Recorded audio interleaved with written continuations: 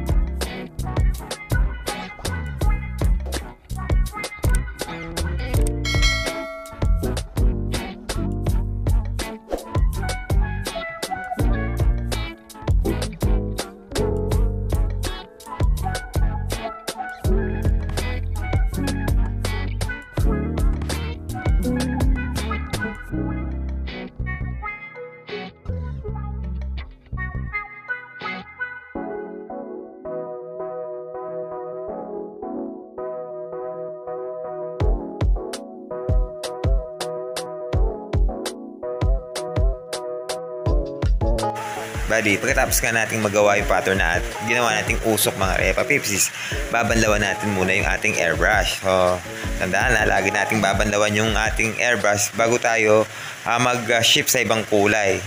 Kailangan nating gawin yan para hindi humalo yung ibang kulay doon sa ating previous na ginamit na kulay dati. So, ito na ang ilalagay natin pangalawa naman mga Repa na pangkukulay doon sa usok na ginawa natin kanina. So, ito yung candy red.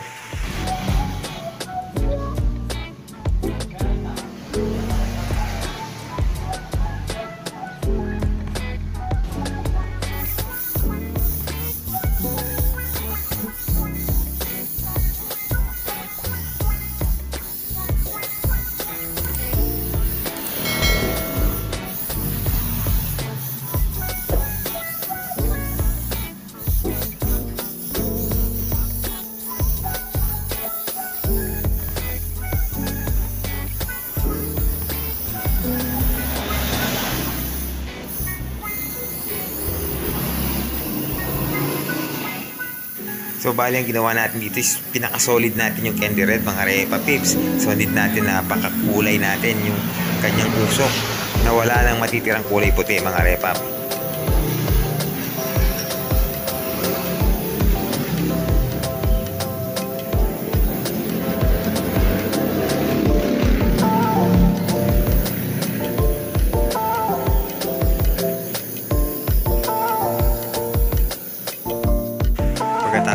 kukulayan gamit yung candy red mga Repa Pips. Bali babalik tayo sa kulay puti. Pero ngayon ang gagamit naman tayo ng pattern na ganito mga Repa Pips. So itong nakikita yung kulay green, gagawa kayo ng ganyan mga Repa Pips dahil gagawa tayo ulit ng usok gamit yung pattern na ginawa natin. Bali ang pinaka-purpose niyan is para may matalim o sharp siya na edges mga Repa Pips. So yun yung magpapatalim sa mga ibang parts ng gagawin nating usok.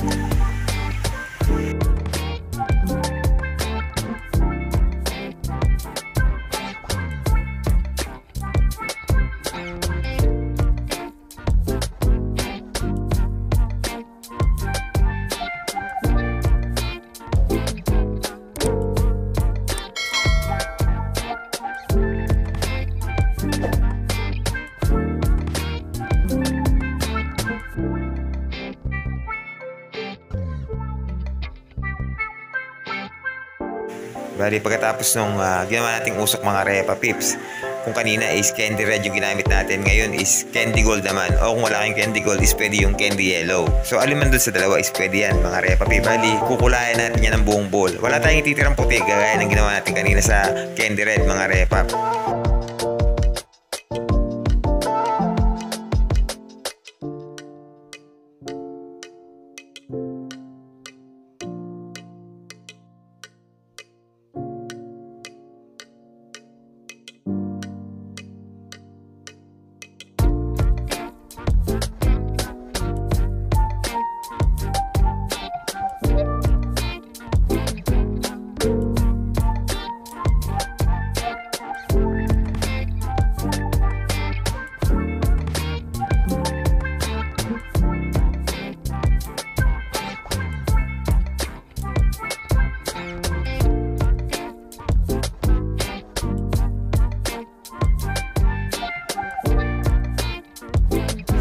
After natin yan ma-airbrushan ng kulay gold mga Repa Pips, babalik tayo sa kulay red.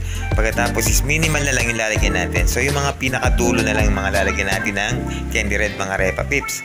Kumbaga tansyahan na lang to. Madali lang yung gawin dahil parang mag-shading lang tayo ng flame dito. Bali ang focus natin yung pinaka-edging ng mga flames na ginagawa natin. At ang pinakauli namang mga Repa Pips, babalik tayo sa kulay white. Pero pan-detailed lang mga Repa Pips, hindi na natin kailangan pang gumawa ng usok.